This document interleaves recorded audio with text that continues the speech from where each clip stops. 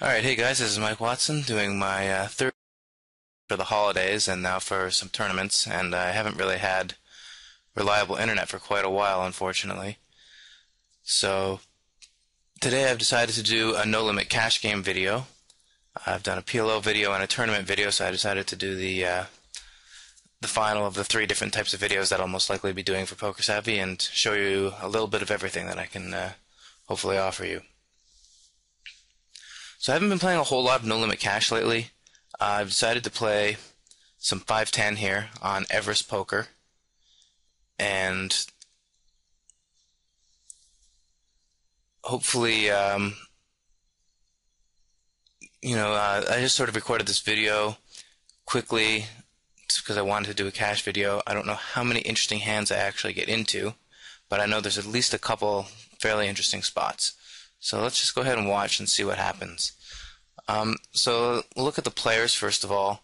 I think I've been mousing over here at some point trying to show, trying to look at on Everest. One of the very useful things is that you can see people's countries and their age in their profile when you put your mouse cursor over their icon, and that's going to give you a lot of useful information. Actually, you can sort of make generalizations a lot of the time based on people's location.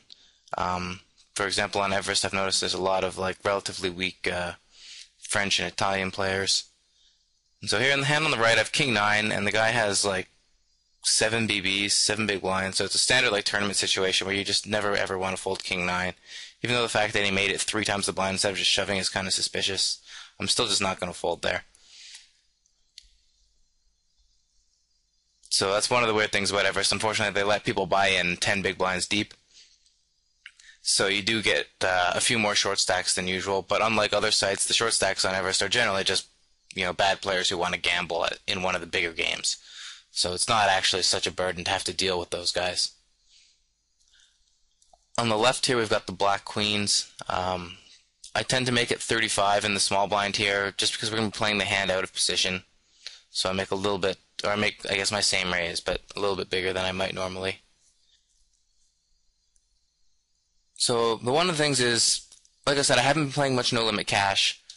People on Everest, I mean, they might recognize my screen name from other sites or from, whatever, just having seen me around before in the poker community. But for the most part, they wouldn't have played much with me, and that's actually going to give me a bit of an advantage. I have played a little bit of cash on Everest before. I recognize maybe a couple screen names here or there, but for the most part, these guys are going to know nothing about me.